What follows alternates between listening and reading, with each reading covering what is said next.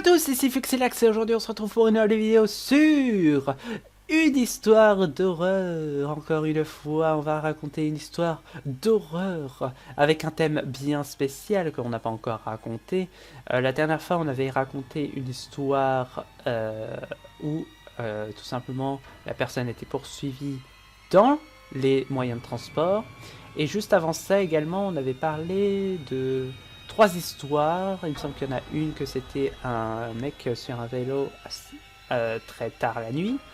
Et les autres, je me souviens plus bien. Il me semble qu'il y en avait une où le mec, sa mère avait rencontré quelqu'un, mais ce quelqu'un voulait se venger de sa mère justement. Et l'autre, c'est ouais, je sais plus. Je vous avoue que je retiens pas toutes les histoires, mais en même temps, j'en ai tellement lu que voilà. Récemment d'ailleurs, j'ai lu une histoire de quelqu'un qui voit un mec inconnu par sa fenêtre. Ça fait très peur, voilà. C'est pour ça que voilà, je lis beaucoup d'histoires d'horreur et tout, j'aime bien.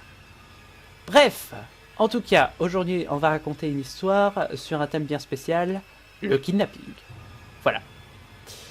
Donc, du coup, j'ai trouvé une histoire parfaite pour illustrer le kidnapping, justement.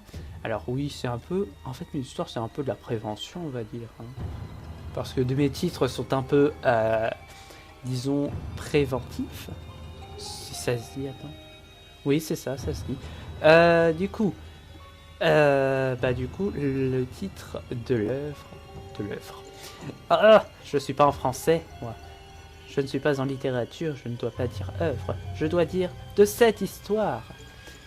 Le titre de cette histoire s'appelle... Le titre se nomme...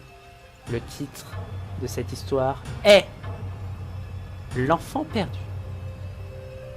Salut! Je m'appelle Ophélie.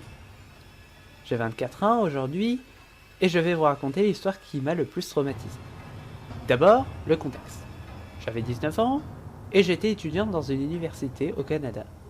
Sans oublier que j'habitais dans une petite maison charmante avec mon amie d'enfance qui s'appelait Sarah.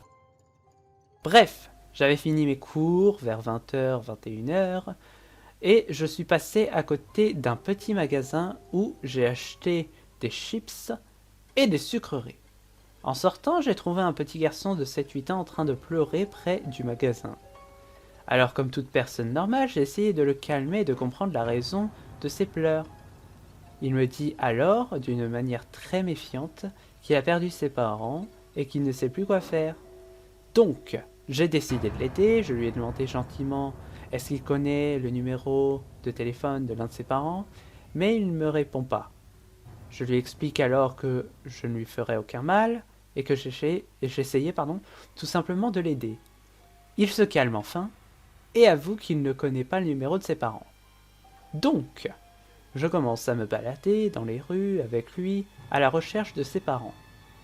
Et au moment où je décide d'aller à la police, je me trouve nez à nez avec un homme qui affirme qu'il est un ami de ses parents et qu'ils lui ont demandé d'aller chercher le gomme, comme c'est écrit. J'étais soulagé. Je me tourne instinctivement vers le garçon, et à ma grande surprise, il est terrifié. Il fixe l'homme et tire ma manche. Puis, il murmure dans mon oreille « Il est en train de mentir. S'il te plaît, ne me laisse pas avec lui. » Je me glace. Je ne sais plus quoi faire. Et tout à coup, j'ai une idée. Je lui demande d'appeler ses parents pour le rassurer. Et là, il a commencé à bégayer. C'est là que j'ai eu la preuve que cet homme veut tout simplement kidnapper cet enfant. Il me dit d'une voix sec et en colère « Écoutez, donnez-moi tout simplement le gamin !» Je tourne la tête vers sa poche et je me rends compte qu'il a un couteau. Il était un peu tard, vers les 22h, et on était dans une ruelle un peu sombre, mais près de la maison où j'habitais. Alors, je prends l'enfant dans mes bras et je sprinte vers ma maison. Puis, je l'entends m'insulter par tous les noms. J'ouvre la porte de ma maison et la referme à double tour. Mon amie Sarah est choquée. Elle me demande ce qu'il se passe et je lui explique tout. Puis, je me retourne vers l'enfant et je lui demande comment il a fait pour savoir que cet inconnu lui voulait du mal. Il me relève alors que l'homme n'avait pas dit le code. En fait, ses parents avaient établi un code. Donc si par exemple quelqu'un qu'il ne connaît pas vient le chercher et dit le fameux code, ça veut dire que c'est un ami de ses parents. Mais s'il ne le dit pas, comme cette fois-ci, alors cette personne est en train de mentir et lui veut du mal. Soudain, on entend quelqu'un crier dehors. Je regarde à la fenêtre et je me rends compte que ce type nous a suivis. On se précipite d'aller appeler la police. L'inconnu commence à essayer de forcer la serrure. Après plusieurs minutes, l'inconnu arrête et dit « Tu as gagné cette fois-ci. À bientôt ?» Puis, il se retourna et s'enfuit. J'en reste abasourdi. La police arrive, on leur explique tout et qu'ils retrouvent enfin les parents du petit garçon qui ont fondu en larmes lorsque je leur ai raconté les péripéties. Après plusieurs semaines, la police retrouve enfin le type qui était recherché pour kidnapping, séquestration et meurtre. Voilà, histoire qui m'a terrorisé, j'en ai même fait des cauchemars. Merci d'avoir lu. Bonne soirée. Ok. Alors cette histoire est oui en effet c'est une histoire de kidnapping. Enfin, en quelque sorte, on n'est ni la personne kidnappée ni la personne qui kidnappe. La personne qui kidnappe ne raconterait pas l'histoire tout simplement. Ce serait débile. Mais du coup, on est une personne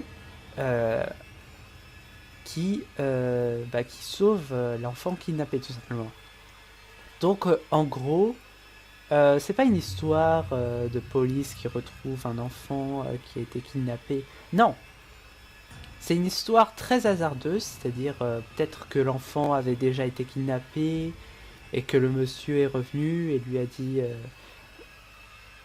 Enfin, je veux dire, en gros, peut-être que l'enfant attendait devant le supermarché parce que le monsieur était parti chercher un truc et qu'il revenait après. Donc du coup, peut-être qu'il était déjà en train d'être kidnappé et qu'il attendait juste le monsieur parce qu'il n'avait pas le choix. Et que du coup, Ophélie, je crois qu'elle s'appelle. Oui, Ophélie, trouve cet enfant en train de pleurer et du coup, le sauve tout simplement parce que, disons qu'il était en train de se faire kidnapper.